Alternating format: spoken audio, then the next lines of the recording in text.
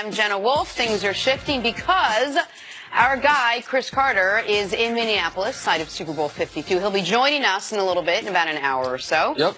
But you've filling Coach in. sitting in for the time being. Good to see you, Coach. Handshake is off, and Yeah, do we have to go? We're still going right-handed, though. It's just this is how it used to be back when I sat over here. I know, but back when it used to be awkward. Now it's totally not awkward anymore. We've made it awkward again. Of course we did. We talked about it. So CC comes up in an hour. Yes. In about a half hour, Chris Broussard's here because something that I said on the air yesterday that everyone laughed at. They're like, oh, where could LeBron go? I said Golden State. Everyone's like, oh, he can't do that. Well, he's not going to Golden State. But LeBron is considering Golden State, so we'll get to that. But I think we'll start with some football. If you're here, maybe we'll do that. You want to do that? Or you want to do LeBron? Would you rather talk to LeBron Golden State? I don't think he can leave Cleveland. Okay, well, we got to the bottom of that. Right, oh, yeah. LeBron, you got to stay. Luke would be way too upset. Okay, good. And that buttons that topic up. Right. Now we'll do football. Okay. All right. Let us start with the New England Patriots. Tom Brady preparing for his 8th Super Bowl at 40 years of age. Lately, his name has become synonymous with retirement questions because in football,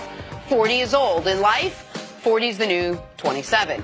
Yesterday, Patriots President Jonathan Kraft said Brady, quote, has earned the right to decide when his career is over. It's a sharp turn from the Patriot way, if you will. Tom Brady was asked when he would eventually hang it up, and he seemed a bit tired of the question. Take a listen. Why does everyone want me to retire so bad? I don't get it. I'm having fun. The team's doing good. You know, I know I'm a little bit older than most of the other guys, but, you know, I'm really enjoying it. I obviously enjoy the experience of playing in this game. This has been, I mean, obviously a dream come true, you know, many times over. And, you know, it takes a lot of hard work to get here. And our team, I think, is, you know, working hard. We had a good practice today. We're going to need a couple more good ones. We're playing against, you know, great football teams. So I'm not thinking about retirement.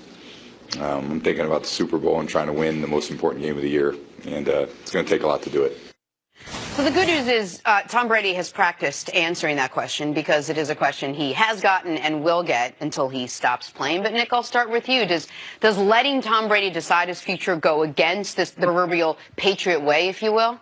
Saying that any player gets to decide when he's done playing for the Patriots, of course it runs counter to the program and the culture they've installed the better part of the last 2 decades.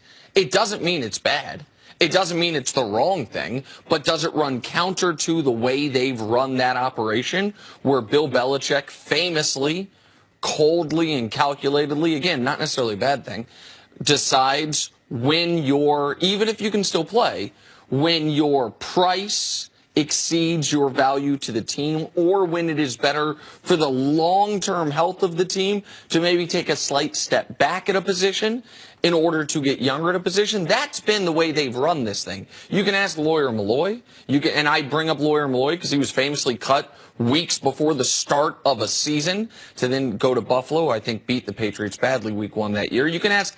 You were there for that one? I apologize. Yeah, I wasn't trying to. He did it. He actually cut him. 30-0 won the Super Bowl. Okay, yeah, no, I understand you guys ended up crushing them later in the year. But you can ask Richard Seymour, who was in the prime of his career and traded to Oakland for 2 first-round picks when he still had a lot of good football left. There's a long list of guys. This does run counter to what has been done in the past, and I would not dismiss the messenger here.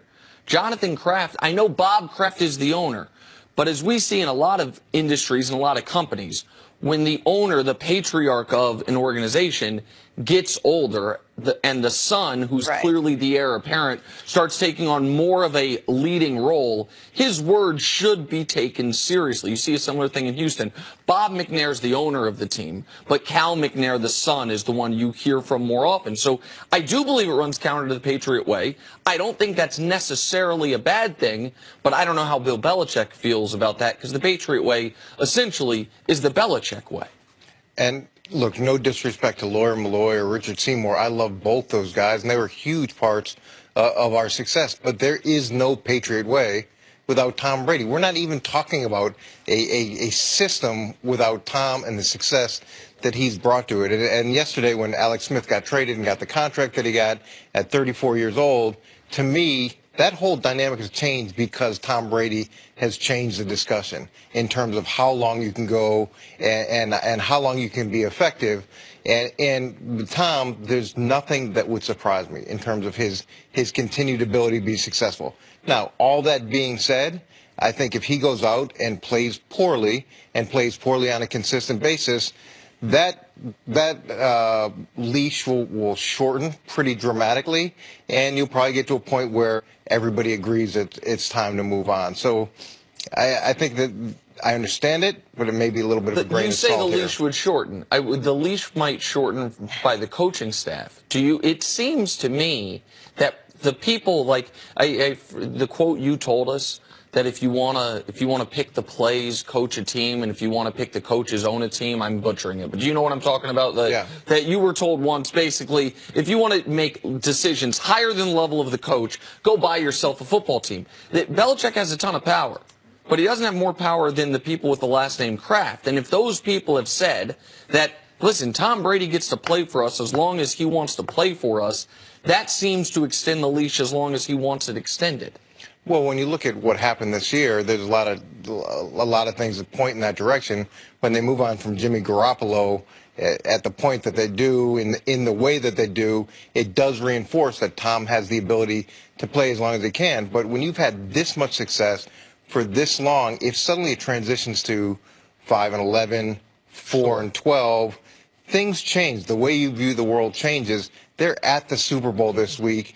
It's about as euphoric. It was almost like a euphoric reaction to someone asking a question. Yeah, and this whole discussion will change dramatically in a 4 or 5 game losing streak if he's being really ineffective and looks like age has caught up with him. Nick and I discussed this earlier, and we sort of differed on this point. Do you think this same generous extension would have been offered last year before the Super Bowl? Would they have said the same thing about Tom Brady? Nick seems to think that they only say this year because basically of what happened at the Super Bowl. I think that I want to be very clear. I think that if the 28-3 stays 28-3 and they lose that game, and Brady had played poorly in the first round of the playoffs that year, their first playoff game, and had played poorly in the Super Bowl up to that point, then I think everything's different with the Patriots this year. I think they don't trade Jimmy Garoppolo. I think this conversation's not happening, even if they're back in the Super Bowl right now.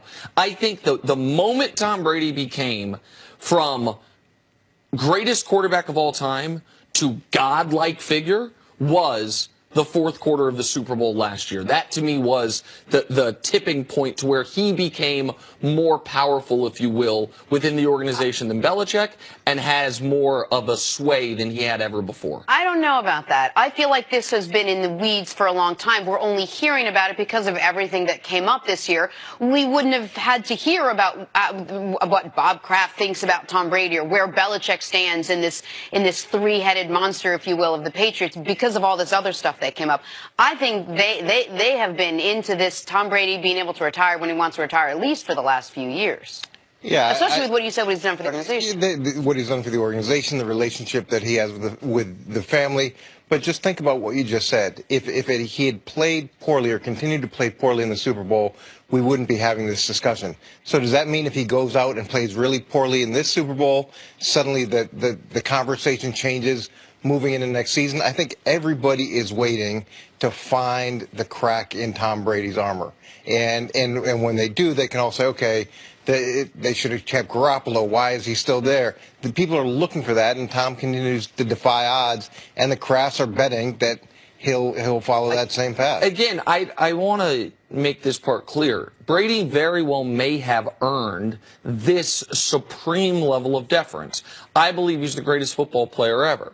But the other players that are in the discussion for greatest football player ever did not earn this level of deference. Joe Montana had to go play for a different team. Jerry Rice had to go play for a different team. Jim Brown, who was up to that point in time the greatest football player ever, didn't even want to go play for a different team. Wanted to keep playing, said, I just want to make movies as well. And his owner said, pick. You don't get to do both. Emmitt Smith had to go play for a different team. Peyton Manning did not want to leave the Indianapolis Colts. He had to go play for a different team. I just listed 5 of the 10 greatest offensive football players of all time, a list that Brady's at the top of, but those are his contemporaries. Those guys didn't earn this level of deference. But if their owners had been interviewed the 2 or 3 days before the Super Bowl, they probably would have said, of course they have every opportunity to play as long as they want. I think it's timing, and look, this can change pretty dramatically with, a little bit of a losing streak. All right, well, on the other side, we're going to get into the game a little bit. Coming up,